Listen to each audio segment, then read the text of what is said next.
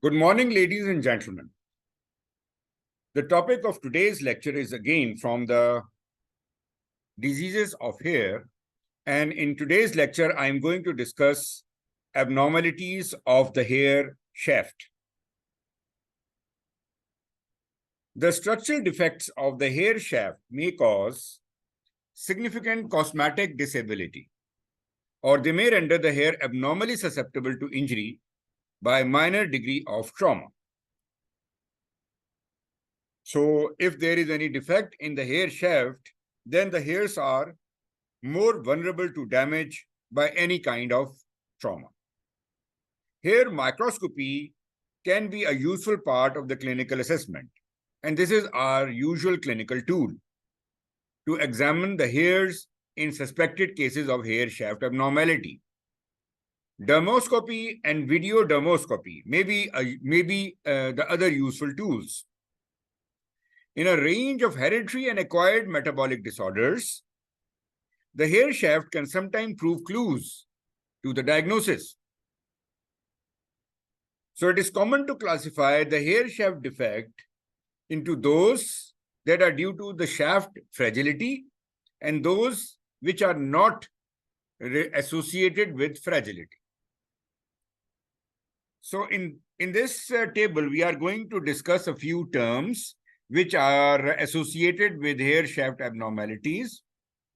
Trichorrhexis nodosa, we are going to discuss this disease.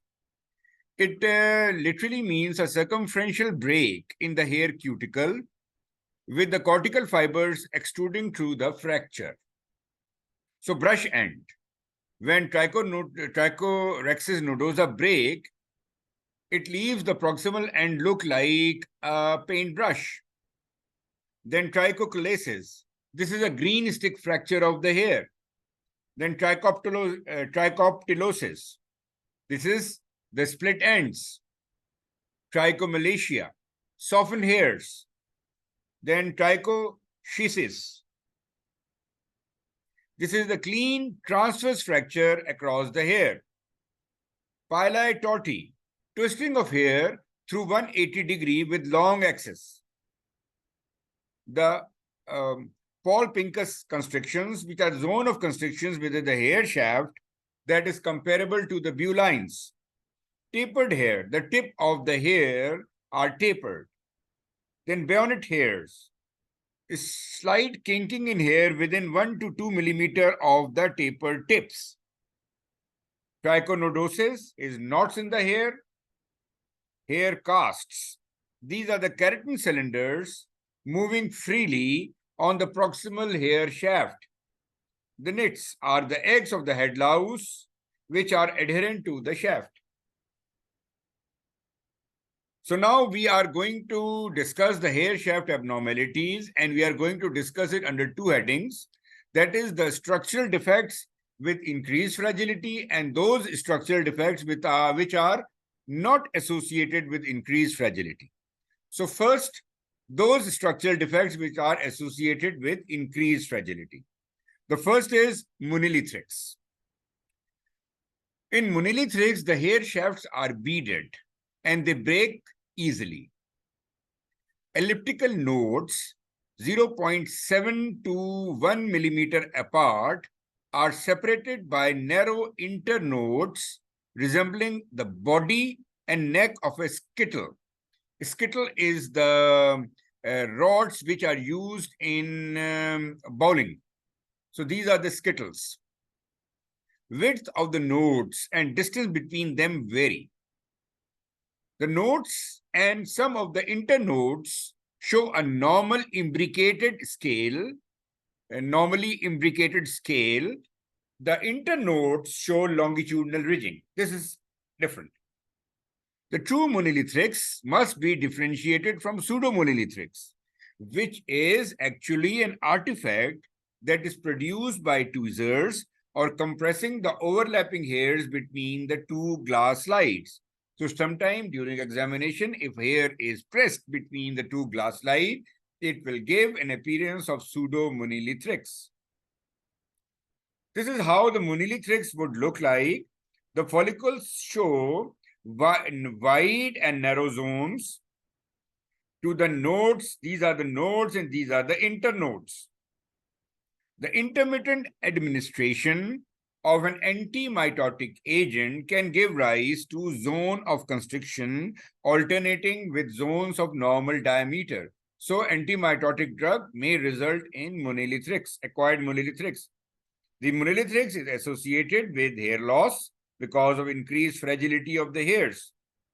There is considerable variation in age of onset, severity, expression, and the course.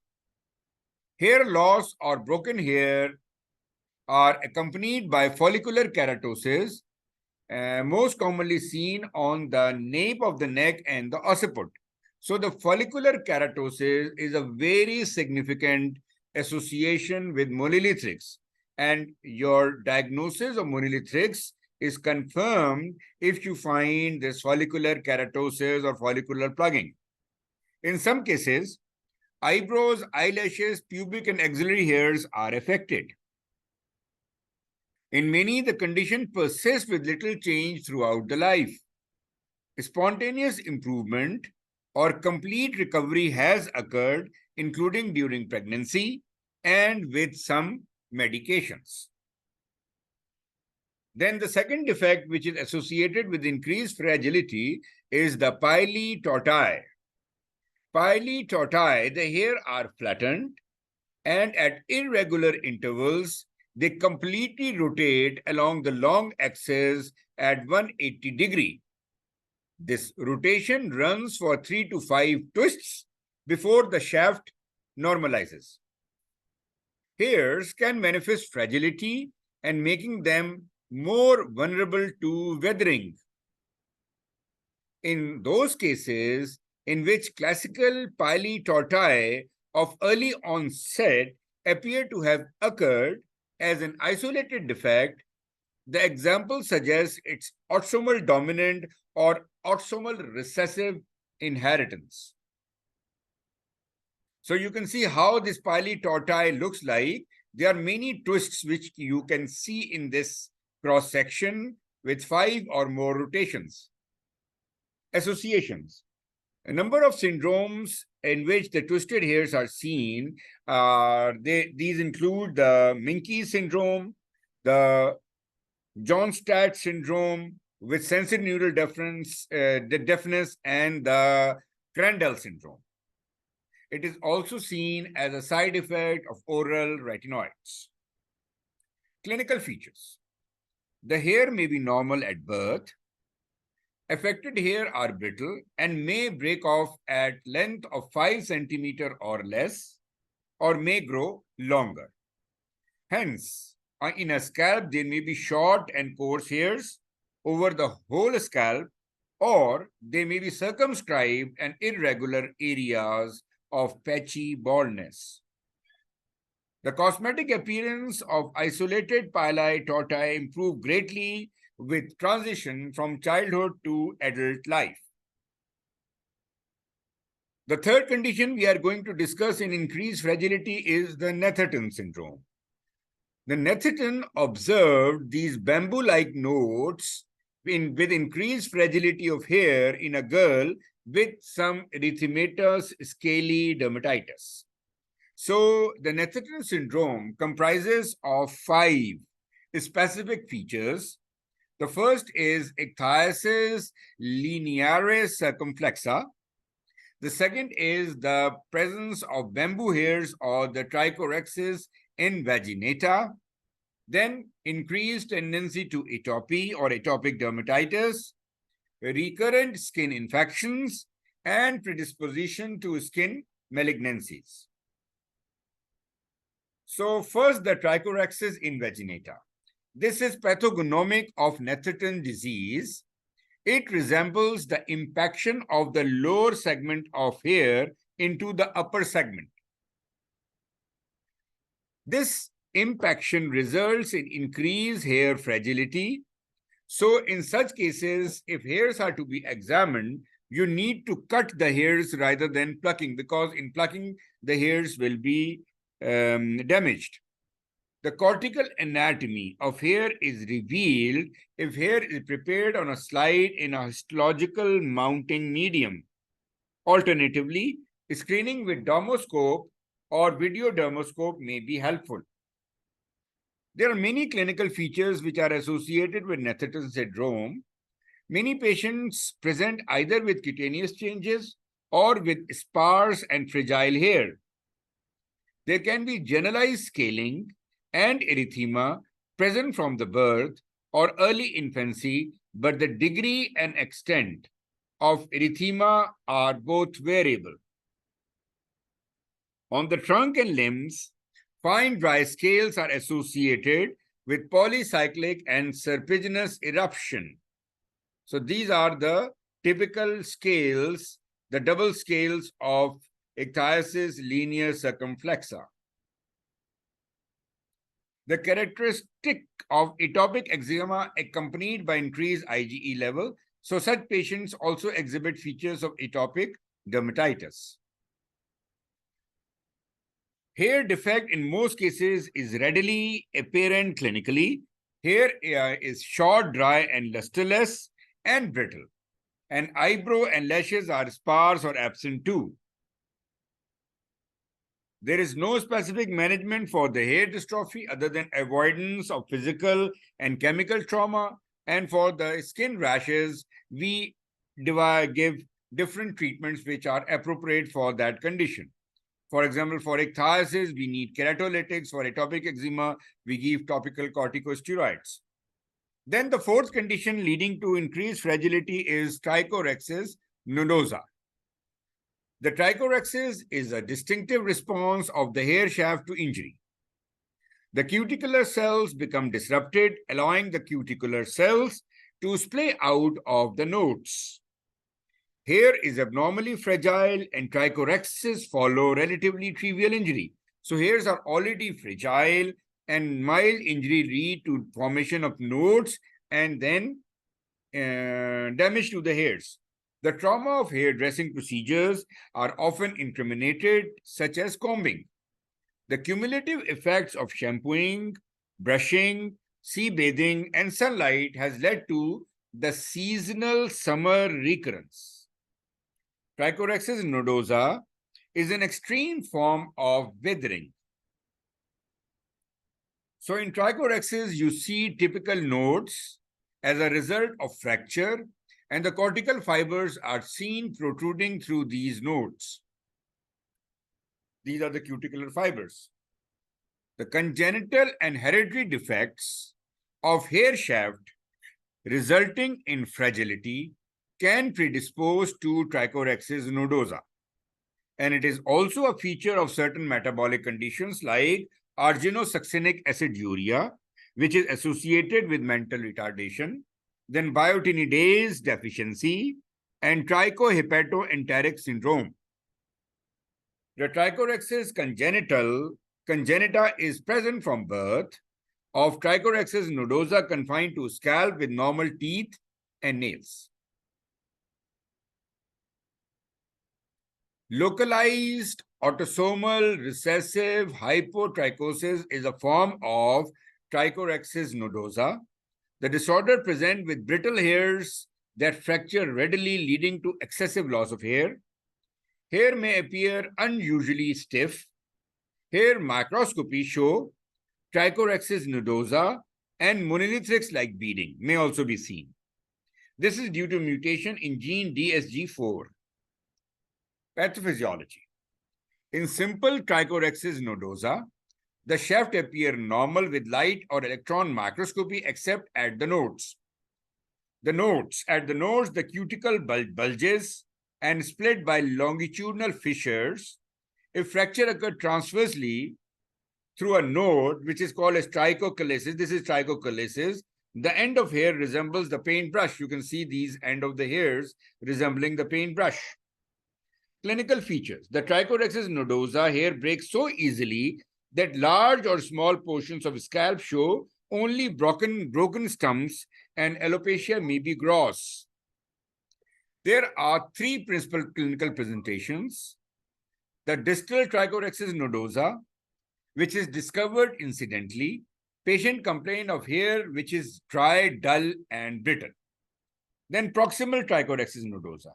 This is a generalized variant seen in Afro-Caribbean women. Scalp hair are universally short and brittle and central scarring alopecia. So the break is from the proximal end of the shaft. Then localized areas of scalp may also be involved, like mustaches or beard, and some hairs are broken and others show 1 to 6 nodes. So this is how the Trichorrhexis nodosa look like. These, the cast-like structures are actually the split ends. Management. The distal acquired form may simulate dandruff or pediculosis, like we saw in the picture. Excessive physical or chemical damage, that is cosmetic or trauma, must be avoided, apart from shampooing, which should be gentle. Then the fifth condition is Trichothiodystrophy. This condition is coined to describe the brittle hairs due to abnormal sulfur content. This Trichothiodystrophy is classified according to the constellation of features that accompany the hair changes. With trauma, it may fracture with clean transverse break, which is trichochiasis, or may form nodes resembling Trichorrhexis nodosa. The hair are flattened and can be twisted into various shapes rather than a ribbon or a shoelace.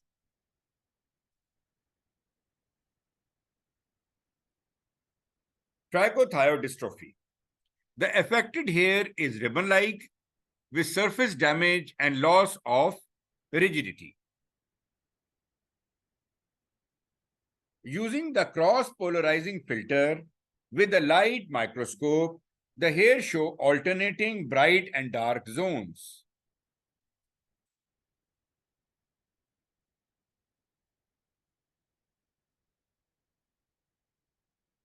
Clinical features. In trichothiodystrophy, the hair are sparse, short and brittle, but degree of alopecia varies considerably. There may be lamellar ichthysis, nail may be dystrophic, mental and physical development may be normal, but one or both may be slightly, moderately, or severely retarded. So mental and physical growth may be slightly, moderately, and severely retarded in patients with trichothiodystrophy. You can see these brittle hairs in these cases. Now we are going to discuss a few conditions in which there is a structural defect of the hair without increased fragility. So first of this condition is Pili annulati.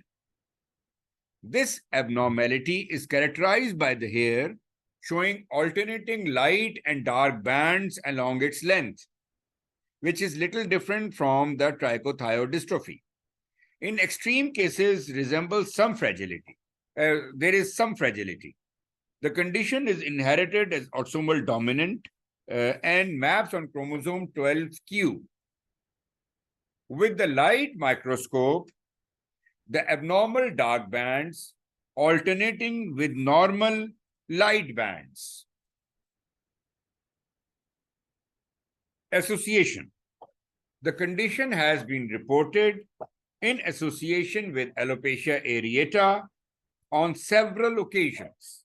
So alopecia areata is a very common association with Pili annulati, and the prognosis is good, and severity of defect does not increase with age. The hair has a sparkling appearance, shiny or sparkling appearance. Then the next condition is woolly hair. Woolly hair is more or less tightly coiled hair occurring over all or part of the scalp. In those of African origin, woolly hair is a norm. Woolly hair in non-African individuals may be generalized or localized. The generalized form may be inherited. Hair microscopy in all woolly hair disorders reveal non-specific features. So the hair shaft have irregular shape and is stiffer and prone to damage. The condition can be autosomal dominant or autosomal recessive. This is a localized woolly hair. This is generalized woolly hair. So woolly hair nevus present with circumscribed patch of hair showing altered color and texture like this one. It's commonly associated with melanocytic or epidermal nevi, associated ocular and auditory defects, digital abnormalities, and precocious puberty have all been reported. The acquired woolly hair. It's a heterogeneous disorder that occur most commonly in context of patterned hair loss, and also known as the acquired progressive kinking of the hair. It may also be caused by drugs such as valproate and retinoids. The uncombable hair syndrome. The other nomenclature is spun glass hair or the Pili trianguli at canaliculi, with emphasis on the triangular cross-section. You can see this triangular cross-section and longitudinal groove. You can see this longitudinal groove found on routine microscopy. It's an autosomal dominant inheritance, and twisting may be present and contributes to the stiffness to a minor degree. The uncombable hair or Pili canaliculi, there is a longitudinal groove within the hair which contributes to the rigidity and the specific clinical appearance. The abnormality becomes first obvious from 3 months to 12 years of age. Hair is normal in quantity and length, but have wild, disorderly appearance. Resist all effort to control it with a brush or comb. The hair are often silvery blonde color. The eyebrow and lashes are normal. Brushing or combing lead to hair breaking, but increased fragility is not a feature. No treatment is known, although oral biotin helps sometimes. Acquired form can be seen following chemotherapy or in association with sodium valproate. This is an uncombable hair syndrome, and this resembles a spun glass. You can see the picture of a spun glass, and the condition only affects the scalp hair. Then loose anagen hair syndrome. This condition features the anagen hair that are loosely anchored and easily pulled from the scalp. Majority are fair-haired children, age 2 to 9, and mostly girls. Hair is typically slightly unruly, uneven length, and patchy, with history of not growing properly and never need cutting. Clinical picture is, however, variable. Some complaining of stiff, uncombable hair, and other of excessive shedding. Children may present with patchy alopecia, leading to misdiagnosis of alopecia areata. So hair is usually easily plucked painlessly with hair pull test, but this is not a constant or specific finding. The microscopy of the plucked hair show a ruffling of the cuticle. This is rough cuticles adjacent to the anagen bulb. This is the anagen bulb giving to a floppy sock. So a sock which is loose is a floppy sock. So giving a floppy sock appearance. Hair shaft may have twists or grooves and may be angular in cross-section. The trichograms show that 98 to 100% are the anagen hair which are damaged. Hair becomes normal with age, although the pull test still yield abnormally large number of hair even in adults. Association. There is an isolated reports of loose anagen syndrome with hypohydrotic ectodermal dysplasias, ocular coloboma, epidermolysis bullosa, and Noonan syndrome. The common differentials are telogen effluvium and alopecia areata. Management: advice on gentle hair grooming and reassurance that defect usually resolves spontaneously with age. The next condition is trichostasis spinulosa. It is probably a normal age-related phenomena, easily overlooked, in which successive telogen hairs are retained. The trichostasis is found most commonly in middle-aged or elderly on nose and face. It is associated with use of topical minoxidil, topical corticosteroids, in clinical setting of facial pruritus, chronic renal failure, and focal pathology associated with focal pathologies like syringomas and epidermoid cysts. So this is how trichostasis would look like: abnormal nodules or comedone-like appearance on the nose, forehead, and cheek. Trunk and chest may be affected. The affected follicle contains 50 to 80 vellus hairs embedded in a keratinous plug. This is a keratinous plug in which multiple vellus hairs are attached, and mild perifolliculitis is also seen. These follicles may also contain Malassezia yeast and Propionibacterium acne. Management: keratolytic preparations will help. The most effective treatment is topical retinoic acid, used as in treatment of acne, then depilatory wax, specialized cleaning pads, which we use for comedone extraction, and variety of laser treatments are advocated as a treatment modality. The next condition is Pili multigemini. It's an uncommon developmental defects in which multiple hairs emerge through a single pilosebaceous orifice. A separate follicular bulb generates hair that fuse in the infundibular region and emerge from a single opening. The multigeminate follicles occur mainly on the scalp and face, especially along the lines of the jaw. Tufts of hair may be seen emerging from few or many follicles. Patient may complain of recurrent inflammatory nodule leaving scars. The next condition is weathering of the hair shaft. Weathering is the damage to the shaft because of usual hair treatments.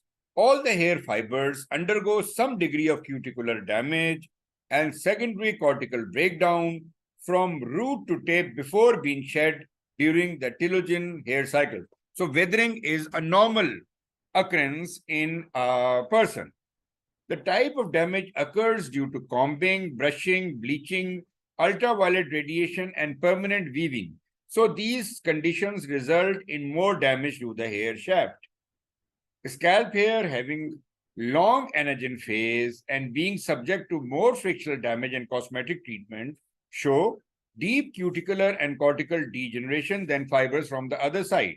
So the weathering effect is seen more pronounced on the scalp as compared to other sides. This is particularly common on long hair shafts, which frequently have the frayed tips, that is, abnormal tips. Proximal to the typical fraying, longitudinal fissures may be present along the hair shaft. Hair that are bleached or permanently waved show shaft distortions. The most severe changes are seen near the distal part of the hair shaft. The procedures like hair knotting and braids are a significant source of hair shaft trauma, with loss of cuticle and damage to the cortical fibers. The next condition is trichothiodystrophy. It is also known as the split ends, which is actually an inherent component of the weathering, that is hair damage. Hair tips is more vulnerable to trauma than the proximal region. It is more common as hair gets longer and is usually only pathological if it is found in shorter hair. Trichothiodystrophy can appear as wide blurred ends to the hair shaft and visible to naked eye or even with dermoscopy. The last thing we are going to discuss is the bubble hair. Bubble hair is a hair change which is caused by heating the hairs, which can be because of a faulty hair dryer or tongs used for hair straightening, leading to high temperature damage of the hair. Damp hairs are contributing factors. The bubble hairs are intentionally created on a hair by using naked flame, by some hair cosmetic treatments. The damage is assessed by light or electron microscopy. You can see the bubbles within the hair shaft in the picture. Management. The affected hairs need to be trimmed or cut off, and the subsequent hair will grow normal. So this brings to end of this talk, and I thank you for a patient listening, and hope to see you soon with another edition of my lecture on hairs. Thank you and have a good day and goodbye.